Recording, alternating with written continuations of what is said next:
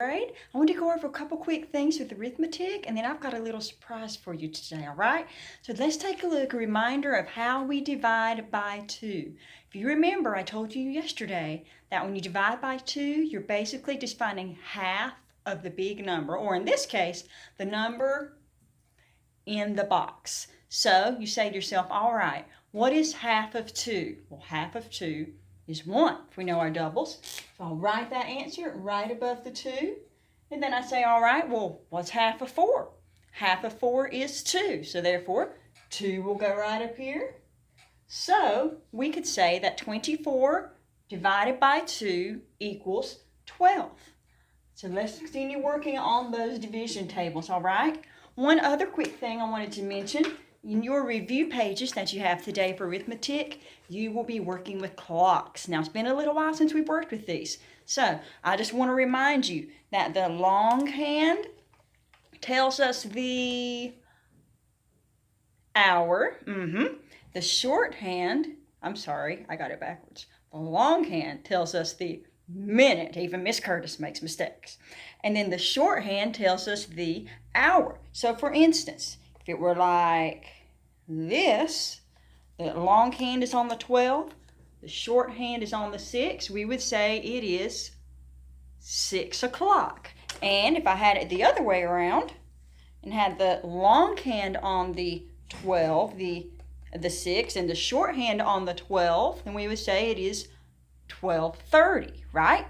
All right, so make sure you're working with those on the clocks. And don't forget, when the longhand is on a number, you're counting by 5s. 5, 10, 15, 20, and so on and so forth.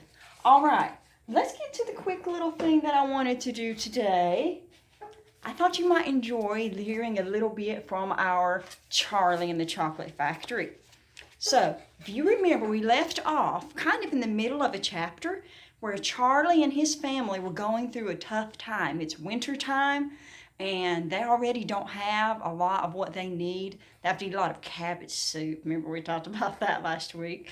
So, I wanted to read some of you. Let's see if we can find out what's going to happen with Charlie. I'll give you a hint. Starts out sad, but we have an exciting ending to today's reading. Let's get started. All at once, the meals in the household became even thinner. The reason for this was that the toothpaste factory, the place where Mr. Bucket worked, suddenly had to close down. Quickly, Mr. Bucket tried to get another job, but he had no luck. In the end, the only way in which he managed to earn even just a few pennies was by shoveling snow in the streets. But it wasn't enough to buy even a quarter of the food that the 7 people in the household needed. The situation got desperate. Breakfast was down to just a single slice of bread for each person now, and lunch was maybe half a boiled potato. Slowly but surely, everybody in the house began to starve. And every day, little Charlie Bucket, trudging through the snow on his way to school, would have to pass Mr. Willy Wonka's giant chocolate factory. And every day as he came near to it, he would lift his small pointed nose high in the air and sniff the wonderful sweet smell of melting chocolate. Sometimes he would stand motionless outside the gates for several minutes on end, taking deep breaths as though he were trying to eat the smell of the chocolate itself. "That child," said Grandpa Joe, poking his head up from underneath the blanket one icy morning, "that child has got to have more food. It doesn't matter about us, we're too old to bother with, but a growing boy, he can't go on like this. He's beginning to look like a skeleton." "Well, what can one do?" murmured Grandma Josephine miserably. "He refuses to take any of our food. I hear his mother tried to slip her own piece of bread into his plate this morning at breakfast, but he wouldn't touch it. He made her take it back." "He's a fine little fellow," said Grandpa George. "He deserves better than this." The cruel weather went on, and every day Charlie Bucket grew thinner and thinner. His face became frighteningly white. The skin was drawn so tightly over the cheeks that you could see the shapes of the bones underneath. It seemed doubtful as to whether he could go on much longer like this without becoming dangerously ill. And now, very calmly, with that curious wisdom that seems to come so often to small children in times of hardship, he began to make little changes here and there in some of the things that he did, so as to save his strength. In the mornings, for instance, he would leave the house 10 minutes earlier so that he could walk slowly to school instead of having to run. He would sit quietly in the classroom during recess, resting himself, while the others rushed outdoors and threw snowballs and wrestled in the snow. Everything he did now, he did slowly and carefully to prevent getting exhausted. Then one afternoon, walking back home with the icy wind in his face and feeling hungrier than he had ever felt before, his eye was caught suddenly by a piece of paper that was lying in the gutter, in the snow. The paper was of a greenish color, and there was something vaguely familiar about it. Charlie stepped off the curb and bent down to examine it. Part of it was buried under the snow, but he saw at once what it was. It was a dollar bill. Quickly he looked around him. Had somebody just dropped it? No, that was impossible for it to be partially buried under the snow. Several people were hurrying past him on the sidewalk, their chins sunk deep into the collars of their coats, their feet crunching in the snow. None of them was searching for any money. None of them were taking even the slightest notice whatsoever. Then was it his, this dollar? Could he have it? Carefully, Charlie pulled it out from under the snow. It was damp and dirty, but otherwise perfect. A whole dollar. He held it tightly between his shivering fingers, gazing down at it. It meant one thing to him at one moment and one thing only. It meant food. Automatically, Charlie turned and began moving toward the nearest shop. It was only 10 steps away. It was a newspaper store, the kind that sells just about everything besides newspapers, including candy.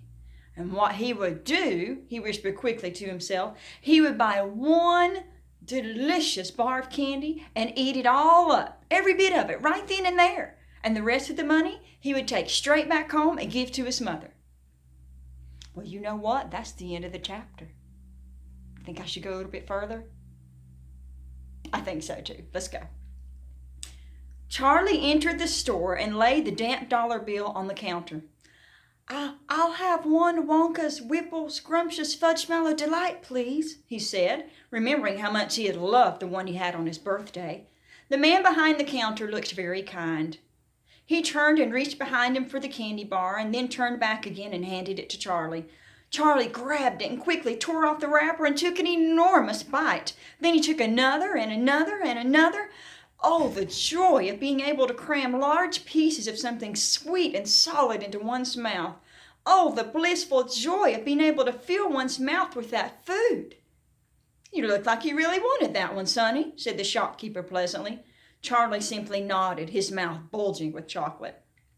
The shopkeeper put Charlie's change on the counter. Take it easy now. You'll have a stomachache if you swallow it like that without chewing. But Charlie went on wolfing the candy. He couldn't stop. In less than half a minute, the whole thing had disappeared down his throat. He was quite out of breath, but he felt marvelously, extraordinarily happy. He reached out a hand to take the change. Then he paused. His eyes were just above the level of the counter.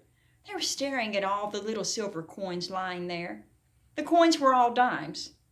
There were 9 of them altogether. Surely it wouldn't matter if he spent just one more. I think, he said quietly, I think I'll have just one more of those candy bars. The same kind as before, please. Why not? Said the shopkeeper, reaching behind him again and taking another Whipple Scrumptious Fudge Mallow Delight from the shelf. He laid it on the counter. Charlie picked it up and tore off the wrapper, and suddenly, from beneath the wrapper, there came a brilliant flash of gold. That's where we're leaving off. Bye, guys. Have a great day. Let me know if you have any questions.